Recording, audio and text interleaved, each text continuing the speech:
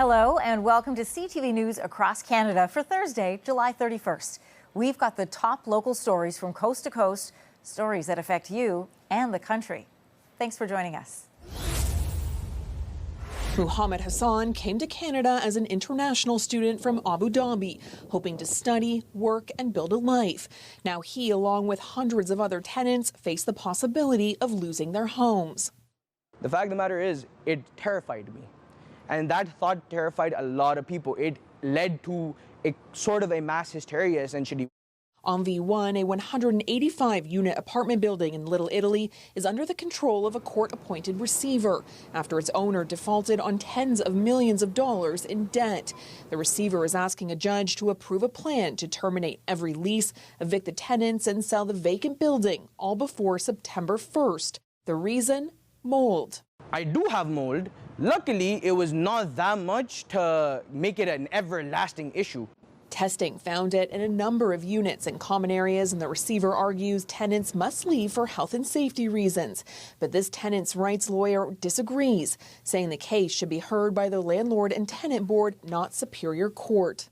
It's an attempted bypass. The Ontario Residential Tenancies Act provides the tenants with a lot more protection than what is being contemplated here. He says in this case, tenants are being asked to give up their rights and leave voluntarily. But under the law, they should be entitled to 120 days notice, the right to return at the same rent, and 3 months compensation. If you're on the landlord side of this, just emptying out the building is far more convenient. But that's not fair. And the tenants have real substantive rights that the province has given them. We reached out to the receiver and its lawyers, but did not receive a response. The offer on the table, 2 months rent if they agree to leave by the end of August. But with few affordable options out there, many say it's not enough. But if the court sides with the receiver on Thursday, they'll be out whether they sign or not. Everyone understands what the housing market is looking like right now. Everybody understands what the situation is. I don't have to be a Canadian to understand it's not looking good for anybody.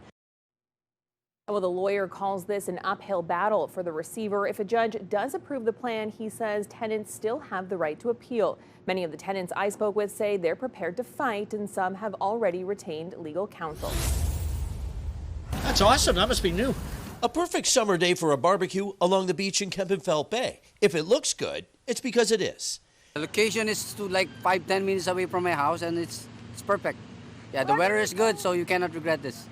Busy beaches, rivers, and swimming pools have been the perfect getaway for many people this hot summer. But sadly, drownings are on the rise in Ontario, more than 16%. Highly concerned about what we're seeing this year with this spike in drownings.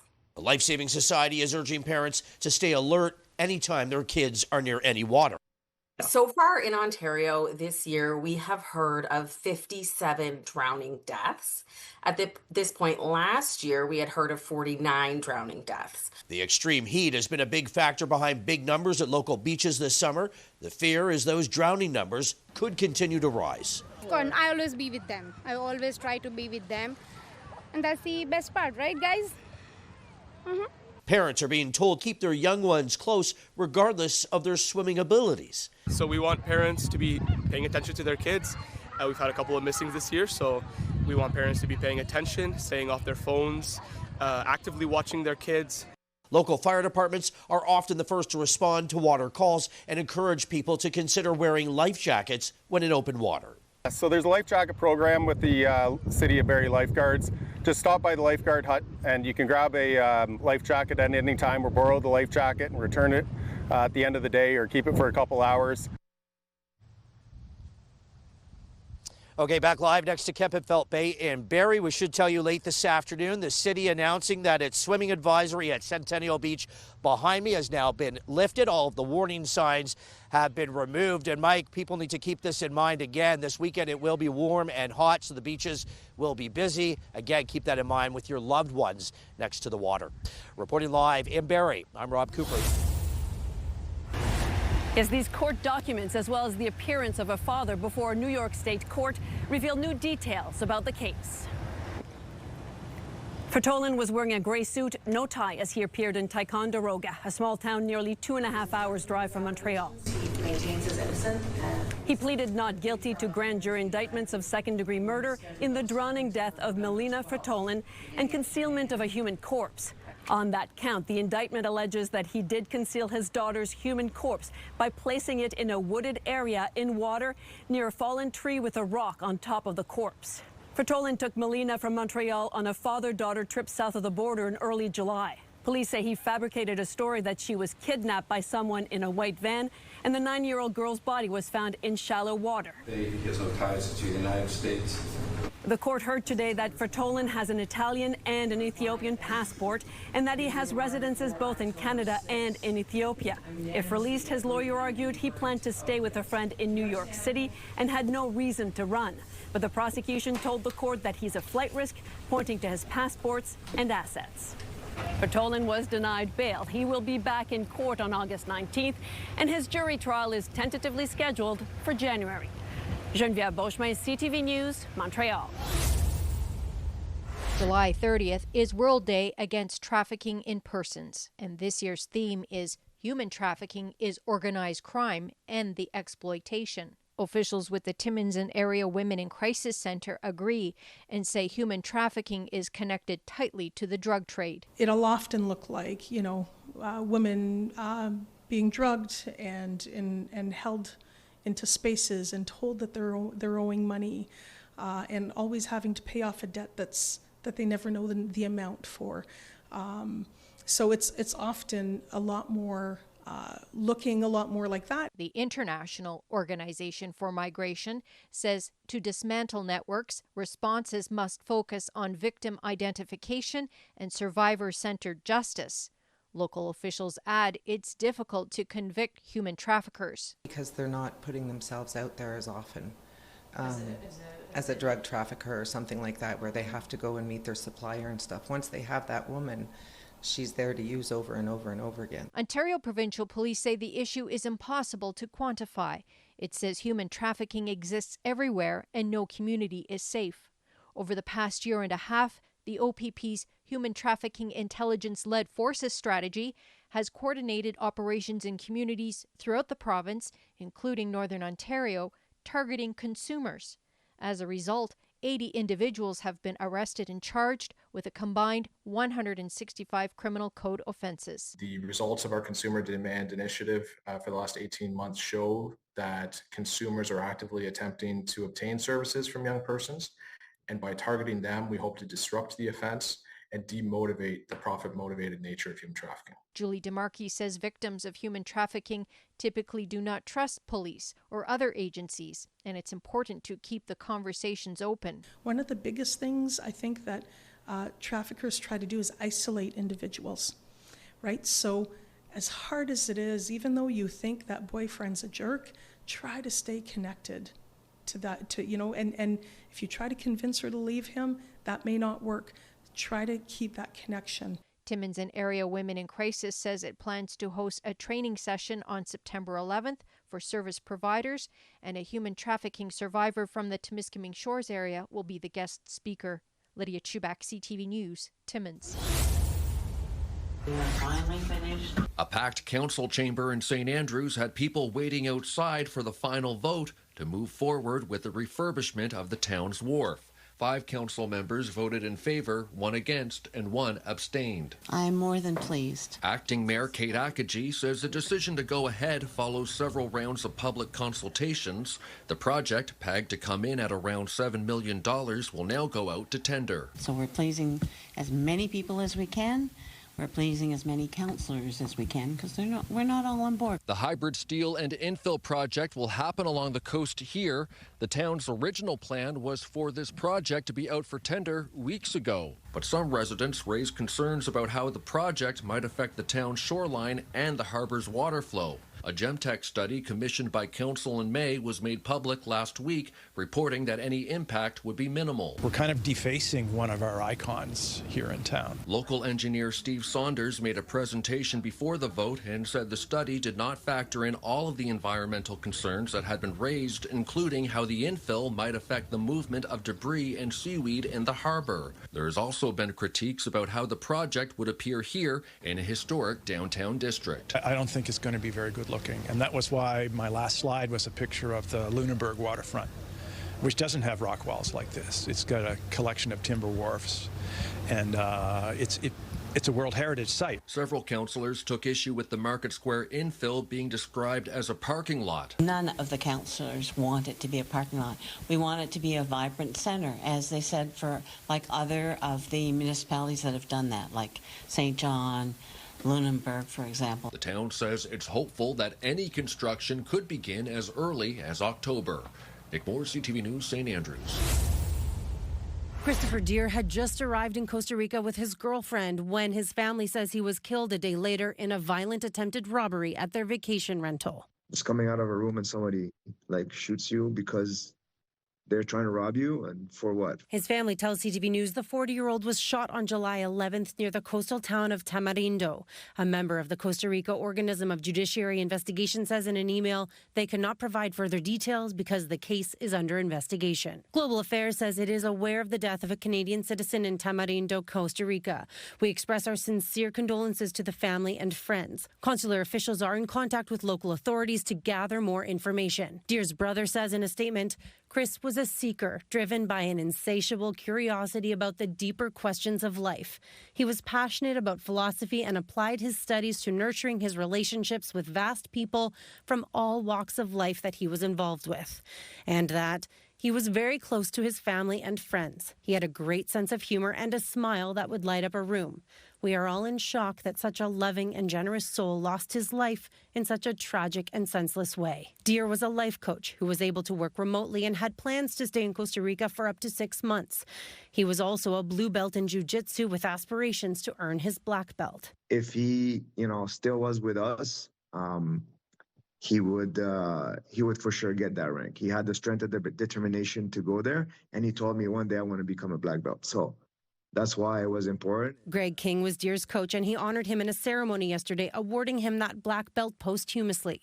His family and peers were there, and his medals and green kimono. The green kimono is very particular.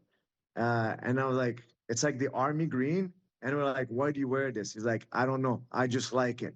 I was like, well, okay, if you like it, then good. We like it too. So everybody yesterday was laughing about that because it was like, oh, that's the kimono that everybody knew him to wear. His family wants answers and justice, saying we are hoping to have closure in this tragedy and waiting to see if the OIJ in Costa Rica is able to protect and bring justice to Canadians visiting Costa Rica. Allison Hurst, CTV News, Toronto. Police in Windsor are calling it a concerning trend. It's happening all across Windsor, not in one area in particular. During the week of July 22nd to the 28th, officers responded to 11 vehicle thefts, a 57% increase compared to the same time last year. 6 of those vehicles were left unlocked with the keys left inside. This remains one of the most common ways that vehicles are being stolen. Police calling on the public to be vigilant. The loss is covered by insurance, even if the keys are left in the vehicle, but only if a driver has comprehensive coverage. But a lot of times we have personal belongings in our car. That's not covered on your car insurance. That's covered on your property insurance. So then now you don't have one claim, you have 2 claims. So it's not something you want to deal with. Police confirm 9 of the 11 recent thefts were recovered. To prevent this hassle, there are some simple steps to take. Always ensure that your vehicle remains locked, even if you're stepping away for just a moment. Never leave your vehicle running, and never leave the keys or the key fob in the vehicle. And you always want to try to park in well-lit areas when possible, and you want to try to utilize parking garages and secure parking facilities whenever possible. On a broader scale, since the beginning of 2025, Windsor police recorded 350 vehicle thefts. That is slightly down from 374 reported at this time last year. Police are reminding the public, if you do witness a theft in progress, call 911. If there's no indication the suspect is still around, call the non-emergency line and report the incident online. It's easier to be, safe rather than sorry. Uncertainty over the future of the Canada-U.S. trade war is clouding the economic outlook in this country, prompting the central bank to again hold its key interest rate at 2.75%. Growth in spending by Canadian businesses and households is being restrained by uncertainty, and new U.S. tariffs are having profound impacts on directly affected sectors. Today, this country's top banker said future inflation projections hinge on the outcome of the ongoing cross-border trade talks. The tariffs have a permanent effect on the economy unless they're removed. The decision was widely forecasted by the big banks, but came as a shock to Ontario Premier Doug Ford. He said staring down the economic uncertainty, it's never been more important to stimulate growth, and called on the central bank to cut interest rates now. How would you respond to that? Look, we take our decisions independently of the political process. We are going to make sure that a tariff problem does not become an inflation problem. That tariff problem only growing today, with U.S. President Donald Trump announcing 50% tariffs on certain copper imports, citing national security. The sudden announcement adding to the pressure Prime Minister Mark Carney and his cabinet are facing. With the clock ticking and no new trade pact in sight, economists say there's a lot riding on Canada getting a good deal. That's why I think, you're seeing Canada sort of running the clock. Though Trump's envoy to Canada still thinks there's a chance of an agreement by Friday. It's Wednesday today, so you've got at least 48 hours and maybe up to 72 hours, but a lot of things happen at a close of a negotiation. That time for Canadian companies like Algoma Steel is of the essence. Today, the company suspended its dividend after posting major losses, saying tariffs played a large part. Rachel Aiello, CTV News, Ottawa.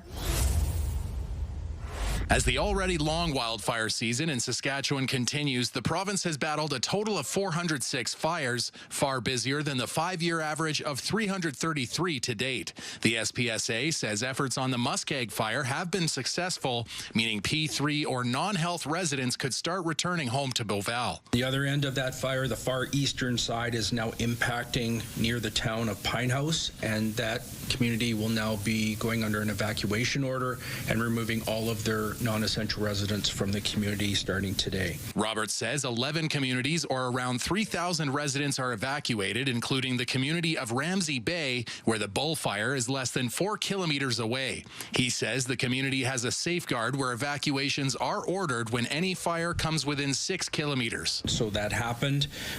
We have been working with most of our resources dedicated to some of that in the area, including heavy equipment and crews, to ensure that it does not impact the community. The province recently called for help from the federal government, which sent 300 Canadian Armed Forces soldiers to support SPSA firefighters. CAF members, in conjunction with our provincial partners, are focusing efforts in 3 primary areas: Wahakman, Beauval, and La Loche. This support enables in-place provincial wildfire teams to focus efforts on more critical areas, reinforcing interagency effort to protect lives, infrastructure, and valued land. Roberts says with warm weather in the forecast, there's not much help coming from Mother Nature, and he's more concerned about shifting winds. As we move resources to try and anticipate the wind and the weather and the fire behavior, we have to be prepared to move them back and reshift our priorities if needed. So that's going to be the biggest threat. On Wednesday, the Canadian Red Cross announced financial assistance would be available for eligible evacuees who are not members of a First Nation community, as those members will receive financial assistance through community leadership. John Flatters, CTV News, Saskatoon. Sean Foyt is a Christian singer and preacher, supportive of the Make America Great Again movement. Fill it out and vote your values. He ran for U.S. Congress as a Republican in 2020, and over the years he's spoken out against the LGBTQ plus community and abortion rights. Right now he's on a worship tour across Canada, but he's had to find new venues for a number of shows. We have had venues canceled. Winnipeg, Halifax, and Gatineau are among the cities that have either revoked Foyt's permits or flat out canceled his events, with officials citing a clash with community values and concerns around public safety. I mean, I have never felt this level of resistance in a while, since 2020. Despite other cities pulling the plug, his performance at Saskatoon's Diefenbaker Park on August 21st is planned to go ahead. Currently, there are no public safety concerns that would require the event to be canceled. However, as with any special event, the situation may change as we get closer to the event.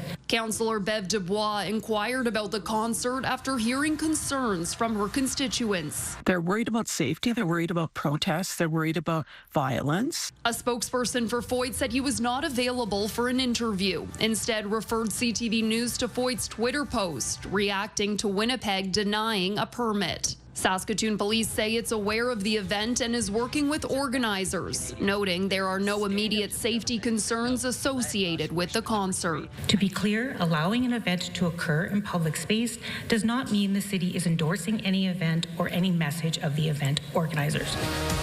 Laura Woodward, CTV News, Saskatoon. A calm, comforting space tucked away in an undisclosed location at the airport. Equipped with a bed, couch, bathroom, and kitchenette, it offers everything a person may need as they access help. It takes an average of 7 times for a trafficking victim to have the courage to step up and ask for help. So when they do, we have to be ready. Paul Brandt is best known for his country music hits. But in recent years, he's turned his attention to the issue of human trafficking.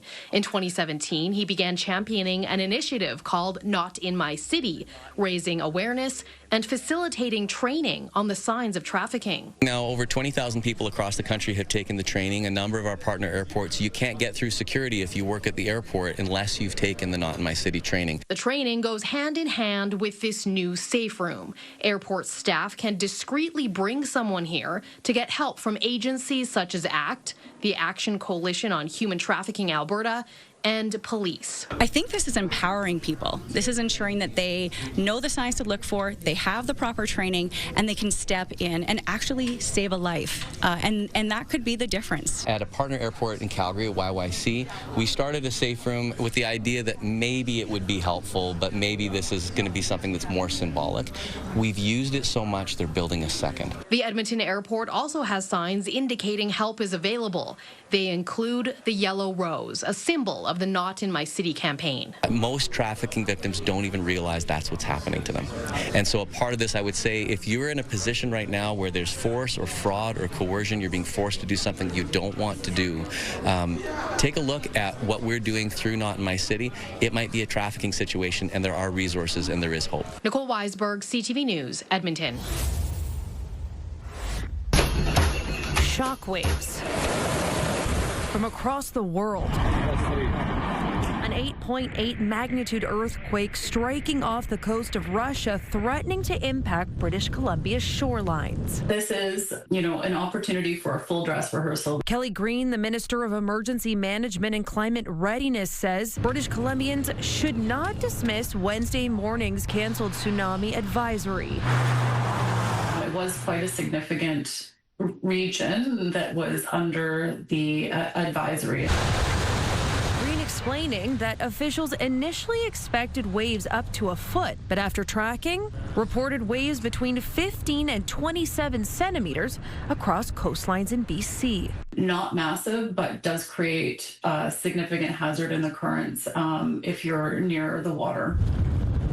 This can happen again. We are on the Ring of Fire in the Pacific Oceans. Brett Gilley, a professor of Earth, Ocean, and Atmospheric Science at the University of British Columbia, says smaller wave sizes could come down to terrain. And this might be a result of exactly how the arrangement of the fault was and how the arrangement of the movement of the ground was. But the region shouldn't expect this every time. We've been lucky in this one that we didn't see a lot of heavy damage, but certainly with an earthquake of that size, it's definitely possible.